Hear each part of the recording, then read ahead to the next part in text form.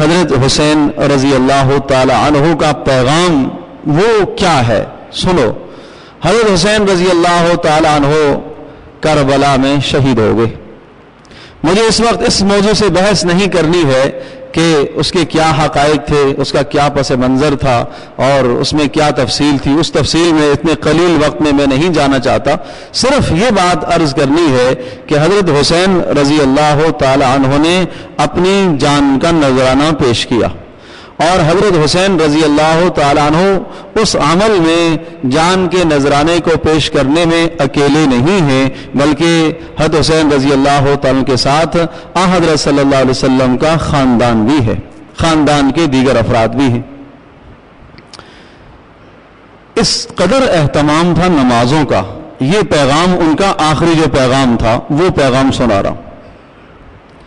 عین لڑائی ہو رہی ہے اور سامنے سے دشمنوں کے تیر اور تلوار کے حملے ہو رہے ہیں، جب نماز کا وقت آیا، عصر کا ٹائم تھا اور سورج غروب ہونے کو ہے، تو حضرت حسین رضی اللہ تعالیٰ عنہ نے اپنے ساتھیوں سے یہ کہا کہ جاؤ سامنے والے جو لشکر میں شمر جو سپہ سالار ہے اس سے جا کے کہیے کہ نماز کی ہمیں مہلت دے دو، تھوڑی دیر کے لیے جنگ روک لی جائے، ہم نماز پڑھ لیں۔ انہوں نے جواب میں یہ کہا کہ ہم نماز کے لیے جنگ نہیں روکیں گے، اگر آپ نماز پڑھیں گے تو جب بھی ہم تمہاری گردنیں ماریں گے۔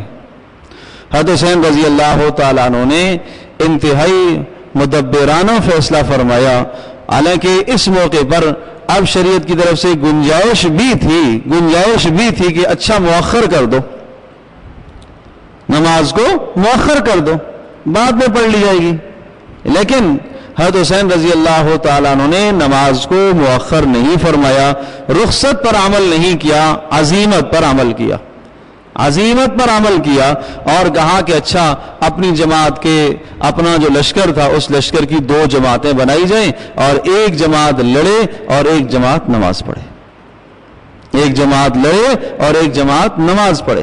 اور یہ اس لیے کیا تاکہ قیامت تک آنے والے انسانوں کو یہ پیغام ہمارے اس عمل سے ملے کہ کسی بھی حال میں اس فریضے سے غفلت جائز نہیں ہے، کسی بھی حال میں نماز سے چھوٹ جائز نہیں ہے، نماز سے رخصت نہیں ہے، ہر حال میں اسے پڑھنا ہے۔ عجیب منظر آسمان نے دیکھا ہوگا کہ آج یہ لوگ جو سجدہ کر رہے ہیں کس حال میں سجدہ کر رہے ہیں، نہ معلوم کس چیز سے انہوں نے وہاں وضو کیا ہوگا، کربلا کی مٹی سے تیمم کیا ہوگا اور تیمم کر کے اللہ پاک کے سامنے سجدہ ریز ہوئے ہوں گے۔ آج تک آسمان نے ایسی نماز نہ دیکھی ہوگی اور زمین نے ایسی نماز نہ دیکھی ہوگی کہ جس حیت کے ساتھ، جس کیفیت کے ساتھ انہوں نے اللہ کے سامنے سجدہ کیا ہے اور اللہ کے سامنے اپنی جبین نیاز کو جھکایا ہے، اور قیامت تک آنے والے انسانوں کو یہ پیغام اور یہ سبق دیا کہ یہ اللہ کا وہ عظیم فریضہ ہے کہ جو اس حال میں بھی اس کی کوتاہی اللہ کے یہاں برداشت نہیں ہے۔ آج چھوٹے چھوٹے آزار پر فرض نماز ترک کر دی جاتی ہے، بیمار کی راحت اس میں سمجھی جاتی ہے کہ یہ نماز کا اس کو نہ کہو، یہی اس کے لیے راحت ہے۔ میرے عزیز دوستوں اور بزرگوں، آپ نے اسے راحت تو دے دی لیکن آخرت کی راحت تو اس کو نماز سے ملے گی۔ ایک آدمی صاحب فراش ہے، شریعت نے آپ کو اجازت دی، آسانی بتائی ہے، ارے کھڑے ہو کے پڑھ سکتا ہے، بسم اللہ کھڑے ہو کے پڑھے، نہیں کھڑے ہو کے پڑھ سکتا بیٹھ کے پڑھے، بیٹھ کے نہیں پڑھ سکتا لیٹ کر پڑھ لے، لیٹ کر بھی نہیں پڑھ سکتا کوئی اشارے سے پڑھے، اشارے سے پڑھے، ہاتھوں کا اشارہ تو کر دے، اللہ پاک اس کو بھی قبول کر لیتا ہے۔ جب ہاتھوں کے اشارے سے نماز پڑھ لی اس نے، نماز ہو گئی۔ کوئی مفتی یہ نہیں کہے گا، کوئی فقی محدث یہ نہیں کہے گا کہ یہ نماز بعد میں ٹھیک ہونے کے بعد، تندرست ہونے کے بعد دہرائی جائے، واجب الادا نہیں ہوگی، اللہ نے رخصت دی ہے۔ پانی استعمال نہیں کر سکتا تیمم کر لے، اور تیمم از خود نہیں کر سکتا کوئی دوسرا اسے کرا لے، لیکن رخصت کسی حال میں نہیں ہے، چھٹکارا نہیں ہے، اس مبارک عمل سے چھٹکارا نہیں ہے۔ قرآن مجید میں اللہ پاک نے اس نماز کے عمل کو ایک بار نہیں، دو بار نہیں، 700 بار دہرایا ہے، 700 بار۔ سوچو تو صحیح، اتنا کیوں دہرایا گیا اسے؟ ایک بار کہہ دیا جاتا اقیم الصلاۃ، پڑھو نماز بھائی، اللہ اکبر. صدقے کا جو عمل ہے, خرچ کرنے کا عمل ہے, 88 بار اس کو اللہ پاک نے دہرایا ہے. وہ 88 کہاں, 700 کہاں. سب سے زیادہ جو اللہ پاک نے نماز قرآن میں بیان فرمایا وہ نماز کے عمل کو بیان فرمایا. احکامات میں سے سب سے زیادہ اس کی تاکید آئی ہے. تو میں یہ عرض کر رہا تھا کہ حضرت حسین رضی اللہ تعالی عنہ کا آخری پیغام یہ ہے. اور حضرت حسین رضی اللہ تعالیٰ عنہ کا آخری یہ پیغام کیوں نہ ہو, اس لیے کہ حضرت حسین رضی اللہ تعالیٰ عنہ کے نانا حضرت محمد صلی اللہ تعالیٰ علیہ وسلم کا آخری یہ پیغام تھا. ان کا بھی تو آخری یہی پیغام تھا. بس ٹھیک, ان کا بھی آخری یہی پیغام تھا. کیا پیغام تھا؟ حضرت عائشہ رضی اللہ تعالیٰ عنہ رسول اکرم صلی اللہ علیہ وسلم کے اس پیغام کو نقل فرماتی ہیں کہ نبی علیہ الصلوۃ والسلام جب آخری وقت تھا تو آپ کا سر مبارک میری گود میں تھا, اور رسول اکرم صلی اللہ تعالی وسلم پر بار بار غشی طاری ہو رہی ہے. عشاء کی نماز کا جب وقت آیا تو حضرت صلی اللہ علیہ وسلم مسجد میں تشریف لانے کے لیے آپ علیہ السلام نے پانی منگایا, اپنے چہرے پر پانی کو ملا تاکہ کچھ غنودگی دور ہو. لیکن جب ایسا کیا گیا پھر دوبارہ آپ علیہ السلام پر غشی طاری ہوئی. پھر آپ نے پوچھا کہ اب بتاؤ, جب دوبارہ افاقہ ہوا تو پوچھا کہ لوگوں نے نماز پڑھ لی؟ کہا نہیں اللہ کے رسول آپ کی انتظار میں, آپ کی انتظار میں, وقت گزرتا جا رہا ہے, وقت گزرتا جا رہا ہے. پھر دوبارہ یہی کیفیت ہوئی, پھر سے دوبارہ 2-3 بار مسلسل یہی کیفیت ہوتی رہی, پوچھتے رہے. پھر فرمایا مرو ابا بکر فلیصلی بالناس, ابو بکر کو حکم دو کہ وہ لوگوں کو نماز پڑھائیں. ابو بکر سے کہو کہ وہ لوگوں کو نماز پڑھائیں.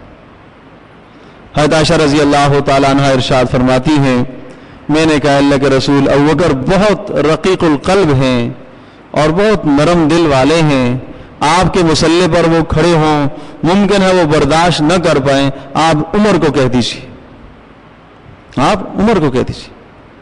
نبی علیہ الصلوۃ والسلام نے ناراضگی کا اظہار فرمایا, نہیں, اللہ اور ایمان والے اس بات کا انکار کرتے ہیں اور ناپسند کرتے ہیں کہ ابو بکر کے سوا کوئی اور آئے. یہ اشارہ خلافت کی طرف بھی تھا اور اس عمل کی طرف بھی تھا کہ میرے بعد نیابت ہر اعتبار سے سیدنا ابوبکر صدیق رضی اللہ تعالیٰ عنہ ہی کے لیے ہے اور وہی اس بات کا استحقاق رکھتے. چنانچہ انہیں حکم دیا گیا, خیر انہوں نے نماز پڑھائی. پھر اگلے دن صبح کو اسی طرح سے پھر یہی کیفیت ہوئی اور پھر رسول پاک صلی اللہ علیہ وسلم نے پھر کہا کہ ابوبکر سے یہ کہو کہ وہ لوگوں کو نماز پڑھائیں. سیدنا ابوبکر صدیق رضی اللہ تعالیٰ نے نماز پڑھائی اور اب آخری جو جملے رسول پاک صلی اللہ علیہ وسلم کی مبارک زبان سے نکلے, آپ علیہ الصلوۃ والسلام نے کہا الصلاۃ وما ملکت ایمانکم, کہ لوگوں نماز کی پابندی کرنا اور اپنے ماتحتوں کا خیال رکھنا, نماز کی پابندی کرنا اور اپنے ماتحتوں کا خیال رکھنا. بس یہ 2 جملے تھے, نماز اور ماتحتوں کا خیال رکھنا.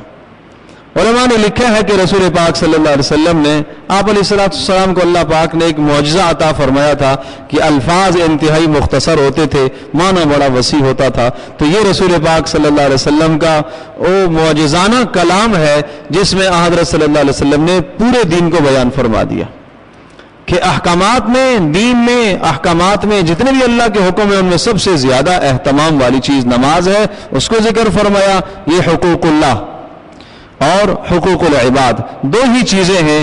اگر بندہ اللہ کے حقوق ادا کر لیتا ہے, اللہ کی مخلوق کے حقوق ادا کر لیتا ہے تو آدمی اس دنیا سے کامیاب جاتا ہے. اللہ کے حقوق بھی ادا کرے اور اللہ کے بندوں کے بھی. تو رسول پاک صلی اللہ علیہ وسلم نے اپنا آخری پیغام بھی یہی سنایا اپنی امت کو, الصلاۃ وما ملکت ایمانکم, کے نمازوں کا خیال رکھنا اور اپنے ماتحتوں کا خیال رکھنا. پھر حضرت عائشہ رضی اللہ تعالیٰ نے ارشاد فرماتی ہیں پھر آواز نبی علیہ الصلوۃ والسلام کی دبتی چلی گئی, آہستہ آہستہ بول رہے, اور میں نے نبی علیہ الصلوۃ والسلام کے منہ مبارک کے ساتھ, ہونٹوں کے ساتھ اپنے کانوں کو لگایا ہوا کہ سنوں کیا ارشاد فرماتے ہیں. تو بس یہ کلمات الصلاۃ الصلاۃ, نماز نماز نماز, یہی کہتے کہتے آپ علیہ السلام کی روح پرواز ہو گئی. اور پھر آخری یہ کہا اللہم بالرفیق الاعلی, اے اللہ مجھے اب اپنے پاس بلا لے. تو میرے عزیز دوستوں اور بزرگوں، یہ عرض کر رہا تھا کہ یہ وہ فریضہ ہے کہ جس سے کسی کو بھی رخصت نہیں ہے۔ دوستو، جوانوں، بزرگوں، سب سے میری درخواست ہے، التجا ہے کہ اگر آج سے پہلے اس فریضے میں سستی ہے تو دیکھو اس کے بغیر نجات نہیں ہے۔ یہ نہ کہا کرو کہ اللہ میاں کوئی نمازوں کا بھوکا نہیں ہے، بھائی غلط بات ہے، بھائی غلط بات ہے۔ سیدنا ابوبکر صدیق رضی اللہ تعالیٰ عنہ، عثمان غنی رضی اللہ تعالیٰ عنہ، عمر فاروق رضی اللہ تعالیٰ عنہ، یہ صحابہ جن کی ساری راتوں کا قیام ہے وہ بھی جنت میں جائیں اور بے نمازی بھی جنت میں جائے تو یہ اللہ پاک کے عدل و انصاف کے خلاف ہے۔ اللہ قادر مطلق ہے بے نمازی کو معاف کر دے، اس میں ہمارا ایمان ہے، قدرت ہے اس کی، لیکن ضابطہ اصول یہ ہے کہ اسے پوچھا جائے گا۔ نماز کے ترک کرنے پر اس سے سوال ہوگا، ایک نماز کے چھوڑنے پر سوال ہوگا۔ فرمایا قبر میں نماز کا پہلے سوال ہوگا، حشر میں نماز کا پہلے سوال ہوگا۔ نماز اگر پوری ٹھیک ہو گئی تو باقی اعمال بھی ٹھیک نکل آئیں گے، اور اگر نماز میں کمی ہو گئی تو پھر پکڑا جائے گا، اور نماز میں اگر فرائض میں کمی ہو گئی نوافل سے پوری کی جائے گی۔ تو اس لیے کسی بھی حال میں اس فریضے کو نہ چھوڑو۔ عرض یہ کیا تھا کہ قابل احترام مہینوں میں سے ایک محرم کا مہینہ بھی ہے، اور لکھا ہے کہ جو آدمی اس مہینے کے اندر کسی عمل کو کی ابتدا کر لیتا ہے اور اس کا اہتمام کر لیتا ہے، اللہ تبارک و تعالیٰ پورے سال اس کو عمل کرنے کی توفیق عطا فرمائیں گے۔ اور جو اس مہینے میں کسی گناہ سے اپنے آپ کو پیچھے کر لیتا ہے اور چھڑا لیتا ہے گناہ سے اپنی جان کو، اللہ پاک اس کی برکت سے پورا سال اس بندے کو اس گناہ سے محفوظ فرمائیں گے۔ اللہ پاک ہم سب کے لیے عمل کرنا آسان فرمائے۔ وآخر دعوانا الحمدللہ۔